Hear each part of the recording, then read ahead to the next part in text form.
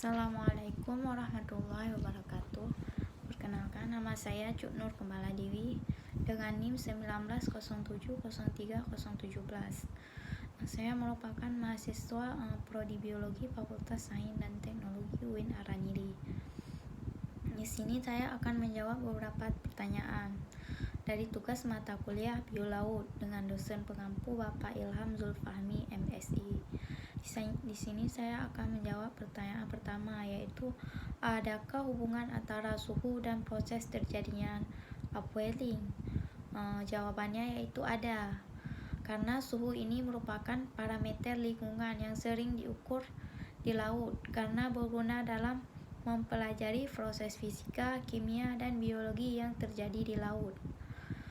Pola distribusi suhu permukaan laut dapat digunakan untuk mengidentifikasi parameter oceanografi lain seperti arus, upwelling, dan front. Sebaran suhu permukaan laut atau SPL dapat digunakan sebagai salah satu indikator penting terjadinya upwelling, yaitu kenaikan massa air laut dari suatu lapisan ke lapisan permukaan, sehingga SPL di perairan bersangkutan lebih dingin dibandingkan sekitarnya. Salah satu daerah yang diduga merupakan tempat terjadinya upwelling di perairan laut Indonesia adalah di selatan Pulau Sulawesi dan Laut Banda Arus Lintas Indonesia. Pertanyaan nomor 2, adakah keuntungan dari adanya Arlindo? Jawabannya ada. Seperti yang kita ketahui, Arlindo ini atau arus lintas Indonesia adalah arus samudra yang penting bagi iklim global karena memungkinkan air tawar hangat bergerak dari Samudra Pasifik ke Samudra Hindia di garis lintang terendah. Arus ini berperan sebagai cabang tertinggi dalam sabuk pengangkut panas global. Pertanyaan nomor 3, apakah upwelling berdampak negatif atau positif? Jawabannya yaitu upwelling ini berdampak positif ada dan dampak negatif juga ada. Dalam kondisi ini, dalam kondisi terjadi upwelling di dasar di laut itu terdapat fitoplankton.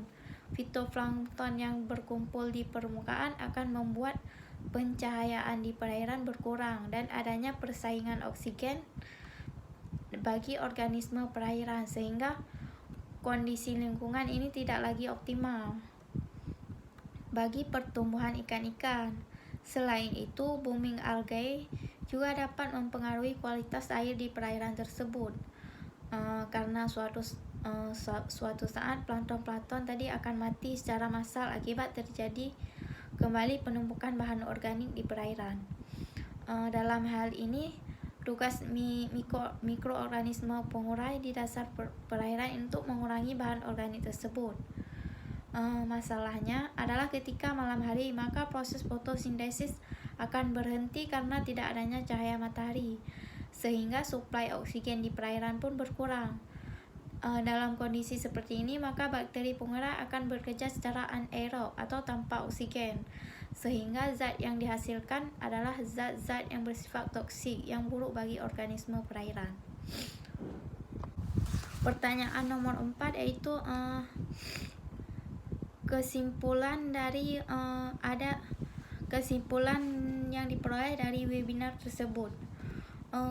Kesimpulan yang saya peroleh dari webinar yang telah saya tonton yaitu upwelling adalah penaikan massa air laut dari suatu lapisan ke permukaan. Gerakan naik ini membawa serta air yang suhunya dingin, salinitas tinggi, dan zat-zat hara yang kaya ke permukaan. Poin yang kedua yaitu faktor penyebab terjadinya upwelling.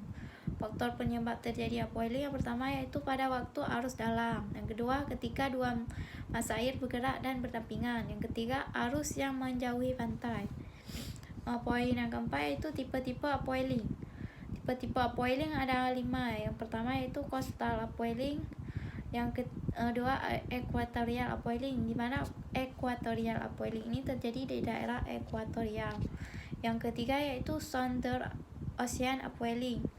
Yang keempat Tropical Cyclone Upwelling. Dan yang kelima Artificial Upwelling. Pertanyaan nomor 5. Apakah ada hubungan antara kelimpahan ikan dan pergerakan arus laut? Jawabannya itu hubungannya ada, di mana kondisi gelombang dan arus bergerak di perairan karang lebar memiliki ketergantungan terhadap profil batimetri yang dilewati perairan tersebut dan memberikan pengaruh signifikan terhadap distribusi ikan terumbu yang ada di dalam perairan.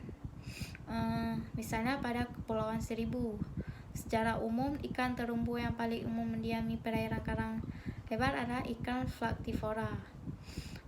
Dampak dari pergerakan arus laut yaitu arus laut yang bergerak naik akan membawa nutrisi dari perairan dalam ke permukaan. Di tempat itulah akan terkumpul fitoplankton yang selanjutnya mengundang kehadiran ikan. Itu sebabnya pemodelan pola arus laut dapat memetakan daerah potensial perikanan tangkap. Sekian dari saya. Assalamualaikum warahmatullahi wabarakatuh.